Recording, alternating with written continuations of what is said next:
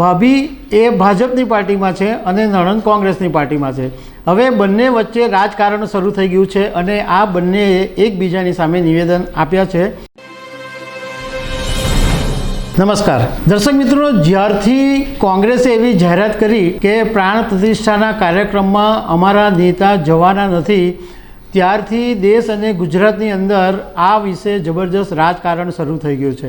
કોંગ્રેસમાં પણ કેટલાક નેતાઓની વચ્ચે મતભેદ ચાલી રહ્યા છે, પરંતુ અમે તમારી સાથે એ વાત કરીશું કે ગુજરાતના રાજકારણમાં એક જ પરિવારની બે વ્યક્તિઓ છે, એક ભાભી છે અને એક નણંદ છે।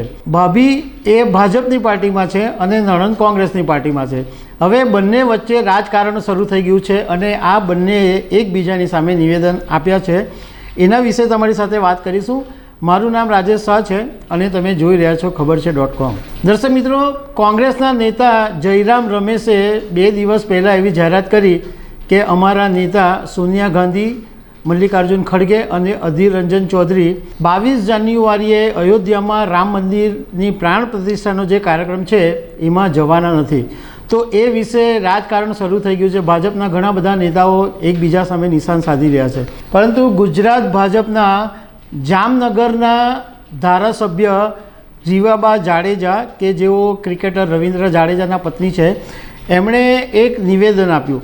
હવે એ સ્વાભાવિક છે કે ભાજપમાં છે એ ભાજપ તરફી જ એમનું નિવેદન હોય, તો એમણે એમ કીધું કે એમણે કોંગ્રેસનું નામ નથી લીધું, એમણે ખાલી એટલું કીધું કે આ કોઈ વ્યક્તિ વિશેષ કે પાર્ટીનો કાર્યક્રમ નથી, આ કાર્યક્રમ છે કરોડો દેશવાસીઓની આસ્થાનો।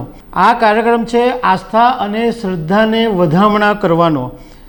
અને જ્યારે પ્રધાનમંત્રી નરેન્દ્ર મોદી આ રામ મંદિરની પ્રાણ પ્રતિષ્ઠા કરવા જઈ રહ્યા છે, ત્યારે રાજકારણથી ઉપર ઉઠીને બધા લોકોએ આવકાર આપવો જોઈએ, આનો વિરોધ કરવાનો કોઈ મતલબ નથી, એવું રીવાબા જાડેજાએ નિવેદન આપ્યું। હવે એમના નણંદ છે અને રવિન્દ્ર જાડેજાના બેન નૈનાબેન જાડેજા કોંગ્રેસમાં છે, એટલે એમણે સીધું પોતાના ભાભીની સામે નિવેદન આપ્યું।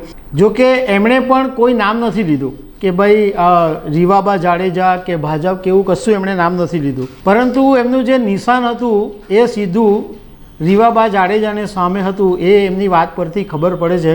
એમણે એમ કીધું કે ભક્તિ અને સંસ્કારના વાત છે ને એ અમારે તમારી પાસેથી શીખવાની કોઈ જરૂર નથી।